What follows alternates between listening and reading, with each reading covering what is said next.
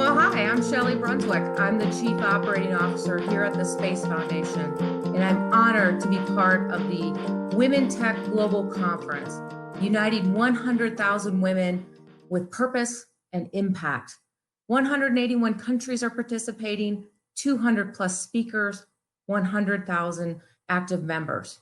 A special thank you to the sponsors who've made this event this week possible. Thank you. Today, I look forward to talking about how to leverage innovation and entrepreneurship in the vibrant space economy. How many of you are familiar with the Space Foundation? Well, I thought instead of telling you about the Space Foundation, I'd show you what we do every day.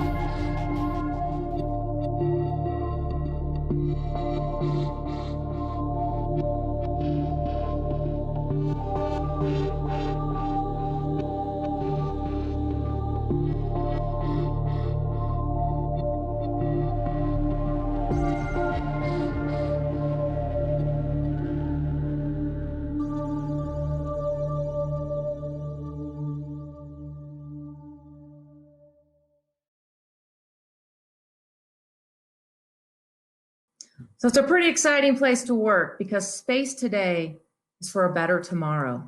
We at the Space Foundation, believe space was once considered the final frontier and only accessible to a select few. It's now home to the most vibrant and dynamic and innovative economy on the planet. Our mission at the Space Foundation is to inspire, educate, connect, and advocate on behalf of the global space community. And our three core pillars are about space awareness, service to the space community, and space education. Today, I want to talk to you about the innovation and entrepreneurial areas of space and how space technology has become part of our everyday life. But instead of showing you some slides and talking to you, let me show you a quick video about space technology. Space technology. It's all around us. Think safety, medicine, transportation, energy, communications, and thousands of products we enjoy and depend on every day. Technologies originally developed for space exploration make life better here on Earth. The Space Foundation wants you to know space is for all of us. Learn more at spacecertification.org. That's right. Space is for all of us. The global space economy is $415 billion and is projected to grow $1 to $3 trillion by 2040. And we want you to be part of that space economy. In the United States, 80% of that space economy is commercial. That means it's businesses, it's entrepreneurs, and it's all workers. It's the entire workforce, from manufacturing and the supply chain to artists to STEM professionals to business and marketing experts. Everyone has a place in the space economy. The great part is there are thousands of NASA technology patents that are waiting to be developed, as well as other technology. So let me show you how you can be part of the space economy, whether as an entrepreneur or you want to find a space career. As I mentioned, there's an opportunity for everyone, and it's really about lifelong learning. We need to reach out to kids while they're still in school so that they can understand the great space careers that are available to them and the opportunity for entrepreneurship. So we need to bring space entrepreneurship and education into the everyday classroom. We need to help bridge the gap from high school, junior high, and college into the professional workforce with apprenticeship programs, internships, and mentorship. And we all know that technology continues to evolve, so we as professionals need to continue to look to reskill and upskill as technology continues to advance. One of the areas we notice, though, in the space economy is we need more diversity. We need more underrepresented groups such as minorities and women, veterans and entrepreneurs and retirees. So there's a place for everyone in that space economy. When I talk to you about the space economy, you're probably wondering about emerging technologies and how those play into the space economy. You're thinking astronauts and launch vehicles. But when you look at this list of emerging technologies, data analytics, robotics, miniaturization, healthcare, all of these areas play a role in space technology. And if you're wondering, how could I be an entrepreneur with some of these areas of technology? The first place you could look, if you don't already have an idea for a technology to develop, is you could go to the NASA Technology Transfer Office. Here you'll find thousands of patents that are waiting to be developed and brought to market. And again, these range from agriculture and transportation and public safety to more. So again, there's great opportunities if you want to be an entrepreneur or if you want to be part of that business ecosystem. Let me show you some of the technologies that have been brought to market over the last 30 years.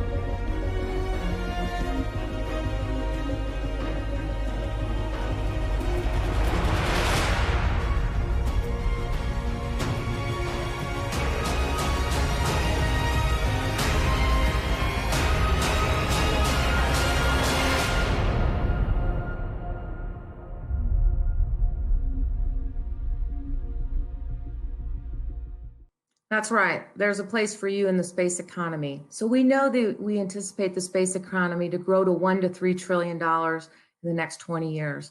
But what might be holding us back from reaching that objective? Well, we've talked about the innovation gap with thousands of patents that are waiting to be developed. There are two other areas. There's the workforce shortage and the skills deficit. We know that there are more space economy job openings than there are active applicants seeking jobs. We also know that there's a large group of baby boomers that are looking to retire in the next few years. And then we also know we need to bring more diversity into the space economy with minorities and women and other underrepresented groups. We also have a skills deficit. There's a perception that space is about astronauts and launch vehicles, and that is certainly a part of the picture. But that's not the only part. We also need individuals who are in manufacturing and data analytics and robotics, business administration, and financial management. So we're looking for all skill sets to become part of the space economy. I also shared earlier that it's about education. We need to drive these space careers into schools so that children understand the opportunities that are available to them so that they can prepare the robust market of space economy jobs. For this reason, the Space Foundation has launched our Center for Innovation and Education, creating and delivering inclusive, innovative, and sustainable workforce development and economic opportunity programs so that all people can participate in the space economy.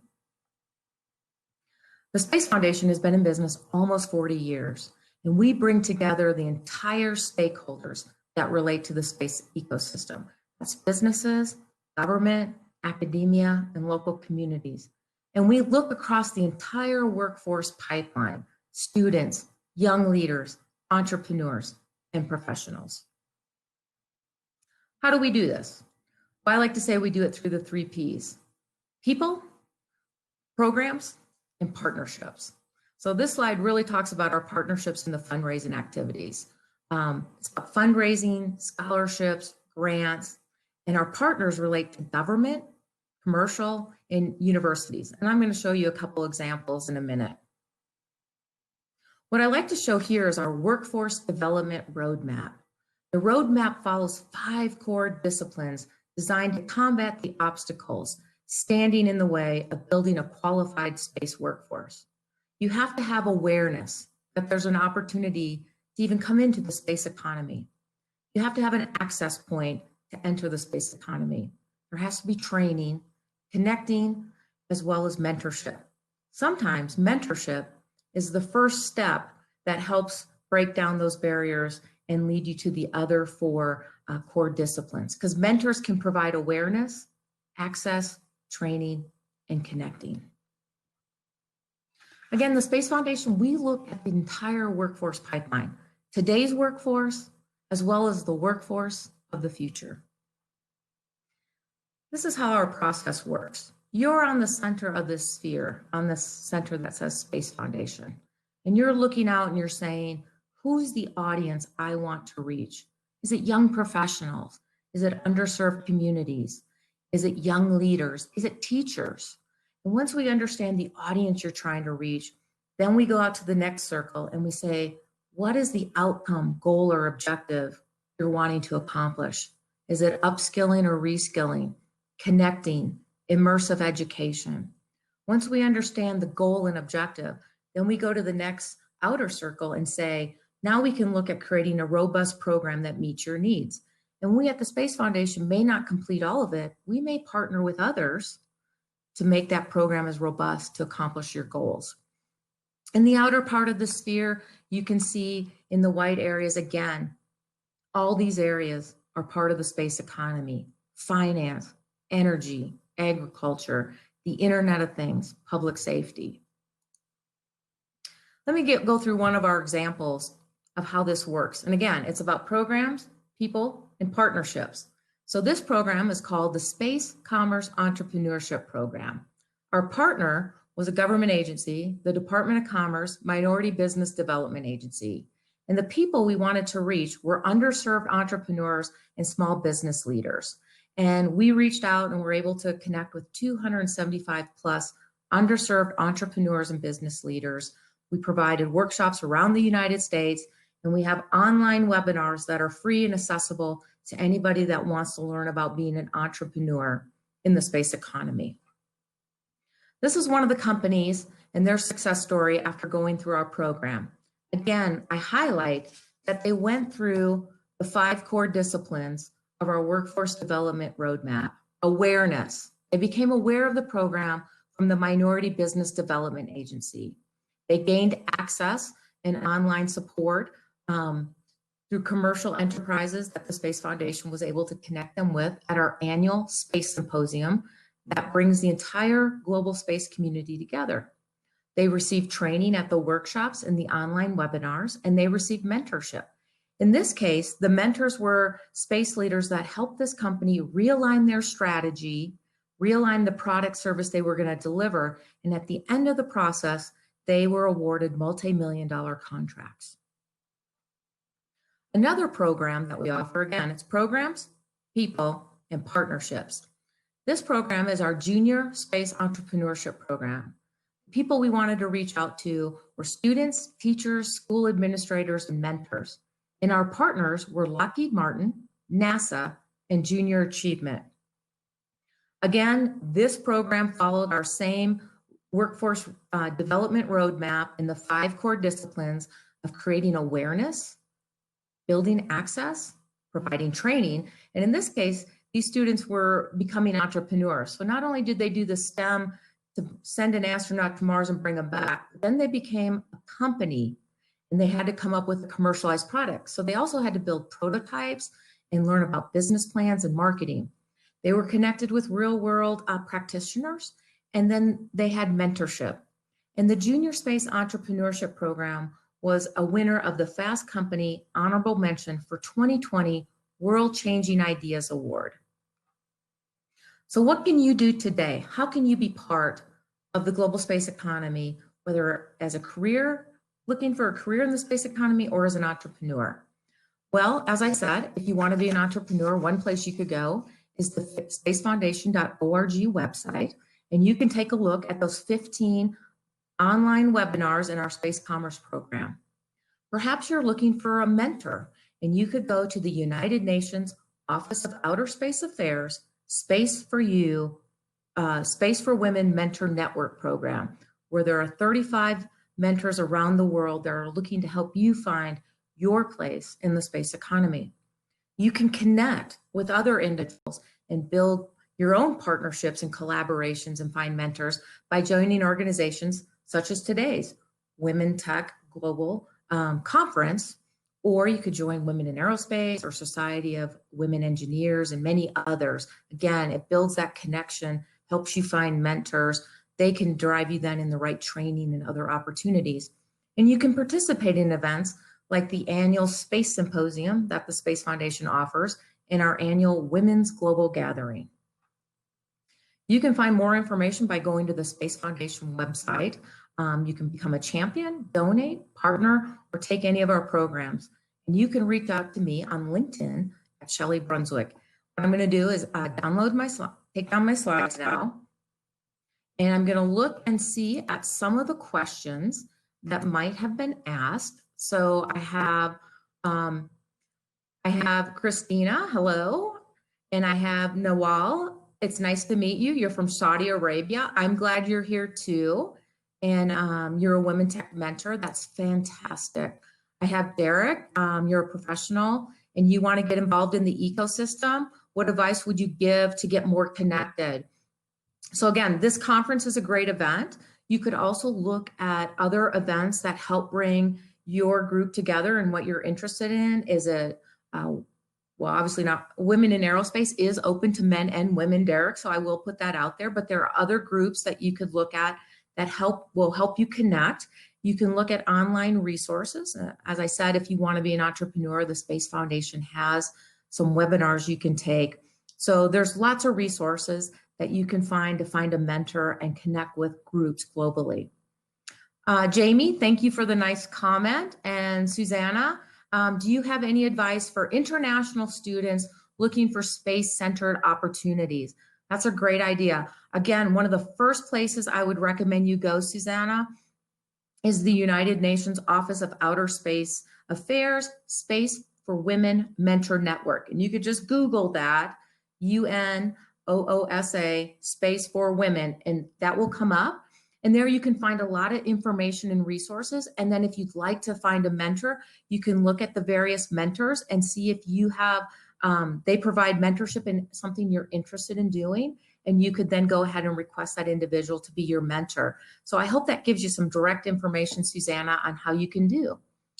Joaquin, how are you? You moved to Colorado. I'm glad you're following your dreams. Congratulations. Welcome to Colorado. You're a physics engineer and would love to further know you. Wonderful. Please reach out to me. I'm on LinkedIn. You can connect with me there. So thank you for reaching out. Derek, I'm glad you joined us, and I'm hoping you join us at Space Symposium as well. So please look forward to that. Thank you, Jody. I appreciate the kind comment. I have one more minute, and I can probably get in one more question if there's anyone else. Sutrita, thank you again. I appreciate your kind comment. Derek Shaw, you've been fantastic. Susan, thank you so much for sharing that information with Derek for me. I appreciate you jumping in and helping me. Kate, it's a pleasure. I'm glad you enjoyed the presentation. And Lori, I'm glad you enjoyed the presentation too. So I hope this has been wonderful. We'll go ahead when available and make this presentation publicly available. We also have more information at our spacefoundation.org/CIE for our Center of Innovation and Education. And we hopefully can provide you with more resources on online programs, not only in entrepreneurship, but how you can bring more space technology into the classroom as a teacher or as a parent. So thank you very much. This concludes my presentation.